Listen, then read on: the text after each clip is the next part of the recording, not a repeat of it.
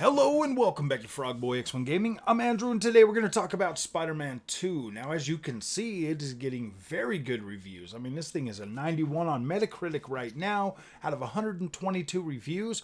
That is incredible. Or is it? I don't know. So, I personally, when I see that much overwhelming praise for a game like Spider-Man, because I mean, let's face it, dude, we're all adults here. I've been playing video games for 38 freaking years.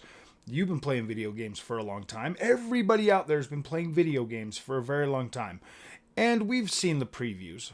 We've seen how this game looks. We've played the older Spider-Man. We played Spider-Man 2018. We've played Miles Morales. Some of us even bought him on PC and played through him again. Let's be honest and let's be real about this, because it doesn't seem like the media or, reviewers in general, like the public ones, are really that good at being fair. Now, there were literally these guys saying that they were going to go out of their way to knock points off of Starfield's review just because Microsoft bought them. Now, I mean, I would understand, if they want to shovel high praise about games and stuff, but at least be fair. At least be fair in your reviews.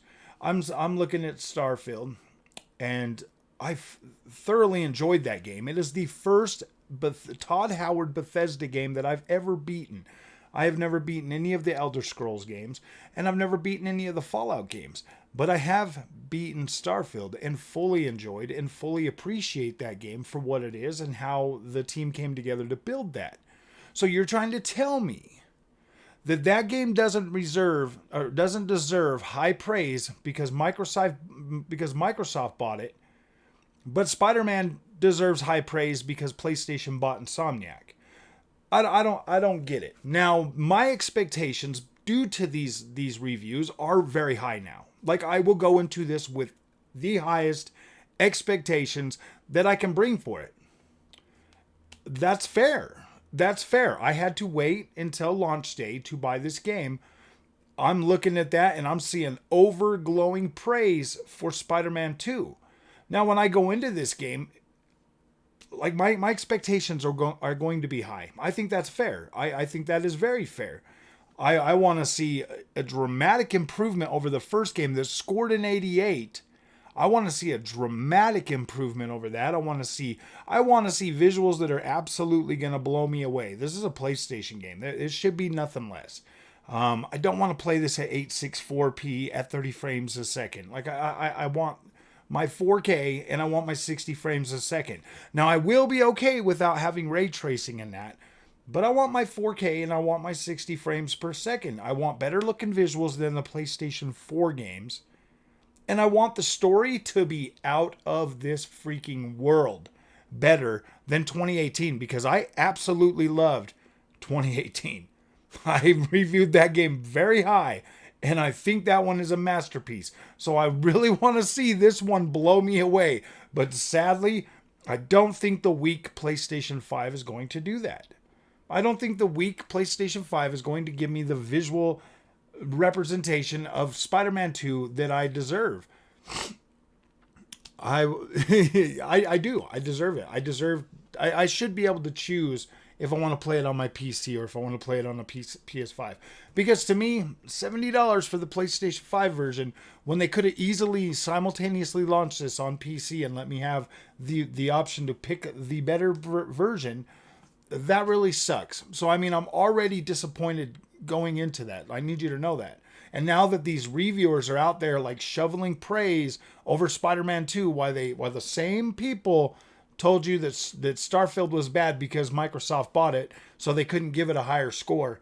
That kind of stuff really makes me mad. It makes me question gaming media to the fullest. What are these guys even doing? Are they paid by Sony? I think we should know. If they are nothing but Sony mouthpieces, we should know. We should honestly know if that is what they do. If they are 100% PlayStation fanboys and they can't look at things objectively, then they don't need to have that job. I will give you the best fair review of Spider-Man 2 when it comes out, when I get to play through it this weekend on my birthday. I have high expectations for it now. I do. And I think that's only fair to see all these PlayStation games come out and they get this really high praise. I want to see a masterpiece, like nothing short of a masterpiece. I don't want to be swinging through the city and being like, oh man, that doesn't look good. Or I don't want to have any negative feelings when I go into this game. I want it to absolutely blow me away. Because that's the reading that I'm getting from the reviews, is that this game is absolutely incredible. So I want to see that. Like, I want to see that. Like, it better blow me away. Like, we're all adults here. And I'm sick and tired of like the biased media when it comes to everything Xbox and everything that isn't PlayStation. I watched the media crap on freaking Final Fantasy 16 this year. I watched them destroy Forspoken, which was like one of my, like, might actually end up being my game of the year.